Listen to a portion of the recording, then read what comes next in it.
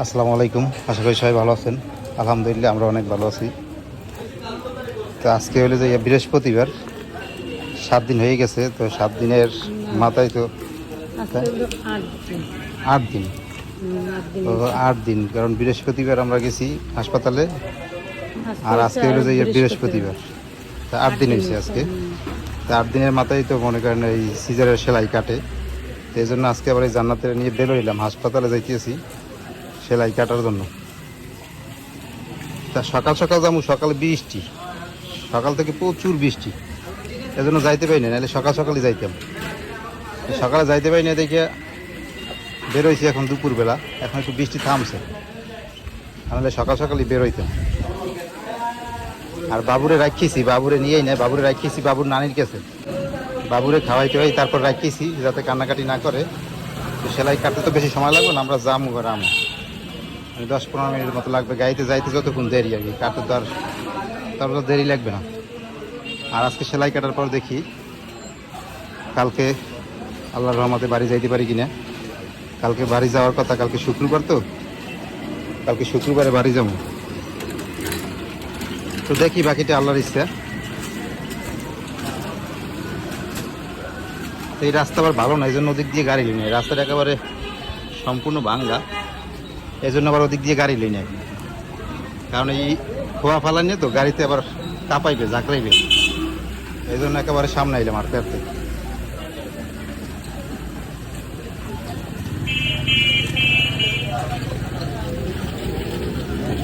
সদর road Bengal clinic,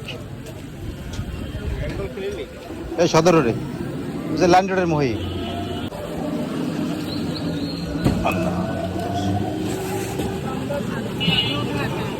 আমি উঠে দিব আগে।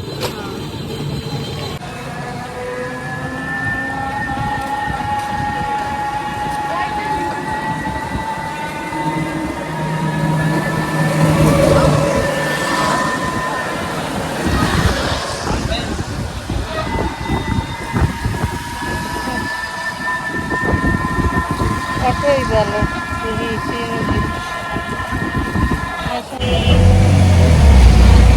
তা আমরা হলে যে বাড়িতে যাই না, যে বাড়িতে গেলে দেখেন আজকে আবার আসা লাগতো, কারণ এই 2-3 দিনের লাগিয়ে লেগে বাড়িতে যাই না। আর বাড়ির অবস্থা তো ভালো না, দেখেন খেয়াঘাট দিয়ে অনেক দূর হাঁটা লাগে, তারপর কাদা পেরি, বাড়ির সামনে সার আছে, এইগুলো পাড়াইতে বিভিন্ন রকমের ঝামেলা, এর লেগে বাড়িতে যাই না। তো বাড়িতে যাই না, ভালোই হয়েছে, কারণ নাহলে তো মনে করেন আবার এই যেরকমের ঝামেলা করে যাইতাম ওরকমের আবার আওয়া লাগতো কষ্ট করে। দেখি আজকে কি অবস্থা, আজকে সেলাই কাটাই দেখি, এরপরে কালকে একসাথে বাড়িতে চলে যাবো আল্লাহ যদি নেয়। এই রাস্তাটাও একেবারে ভাঙ্গা।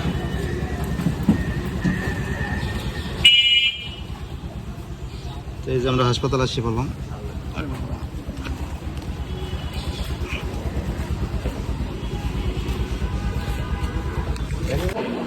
তো জান্নাত যাইতেছে ওই যে সেলাই কাটার জন্য, আর আমি এই জায়গায় বসে আছি রিসিপশনে। তো আসুক সেলাই কাটে টেটে, তারপরে আসুক, তারপরে বাড়িতে যাবো আর কি, বাসায় যাবো। বাড়িতে তো যাবো কালকে, বুঝে যাইতেছি। তো আমি এই জায়গায় বসলাম ফ্যানের তলে।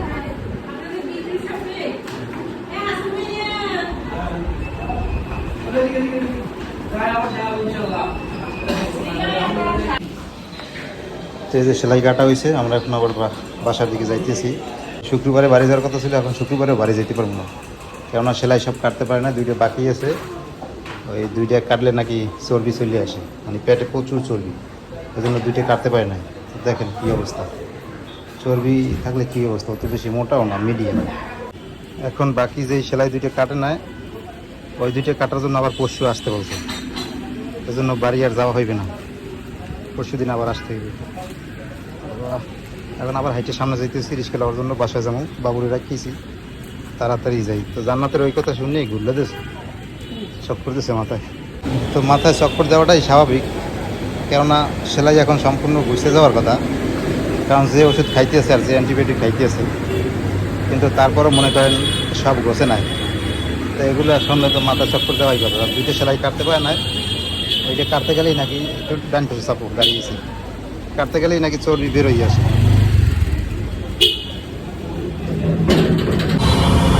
যাওয়ার সময় গেছি রিক্সায় হইলে একসের জাকি খায়, এজন্য এবার হলো যে সিএনজি লইছি, সিএনজিতে যাইতেছি। সিএনজিতে একটু স্পিরিংটা বেশি, যার জন্য জাকিটা কম খায়, আর রিক্সা একসের জাকি খায় রাস্তায়।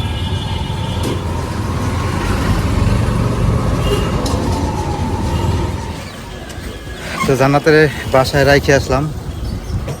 তো শুনলাম তো যে কি অবস্থা, মানে ওর যা অবস্থা হয়েছে এখন, মানে শূন্য আমারই মাথা চক করতেছে। তা মাথা চক করতেছে, আমি তো আর ওরে বলতে পারি না, কারণ ওরে যদি আমি অস্বস্তি বোধ করি, এটা যদি আমি ওরে বলি তাহলে ও আরও বেশি ক্লান্ত হয়ে পড়বে, এই জন্য ওরে আমি বসতে দিই নাই। তো যাই হোক, সবাই দোয়া করবেন, সব কিছু ভালোভাবেই হয়েছিল, কিন্তু এখন আবার এই সমস্যাটা দেখা দিছে। তো ফোন দিছি ডাক্তারে বলছে যে যদি 2-3 দিনে মানে ঠিক হয়ে যায় তাহলে তো হলোই, আর যদি না হয় তাহলে ওই জায়গায় হয়তো আবার সেলাই দেওয়া লাগতে পারে। তো এই শুনলেই তো মনে করেন জানা একেবারে কি বলবো। তো যাই হোক, সবাই দোয়া করেন আমাদের জন্য, যাতে দ্বিতীয়বার আর সেলাই দেওয়া না লাগে, এই জন্য। তো এখন আবার যাইতেছি আমার মেজো খালা শাশুড়ি বাসায় ভাত আনার জন্য। আর বরিশালের যে এই মানুষগুলা, আমাদের যে আত্মীয় স্বজন আর কি, জান্নাতের আত্মীয় স্বজন, এরা যা করলো ওর জন্য, আসলে এর ঋণ শোধ করা যাইবে না। আমি সবার প্রতি কৃতজ্ঞতা প্রকাশ করি। এখন ভাত নিয়ে আবার চলে যাবো বাসায়। তো মানে অনেক টেনশন করতে আছে। তো আমি এদিকে আসছি, আমি থাকলে আবার একটু মানে অতটা টেনশন করতে দেই না, বুঝাই। শান্ত, ওই যাও, কই মানতেছে, যাও তোমাকে বাসায়।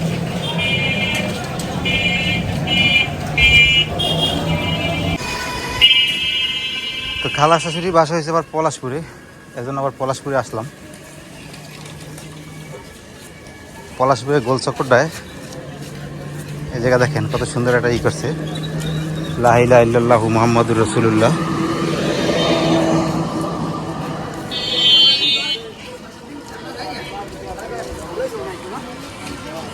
দেখেন, এই যেহেতু আমরা মুসলিম, সব জায়গায় এরকম হওয়াই উচিত। কত সুন্দর লাগে এই জায়গাটা দেখেন।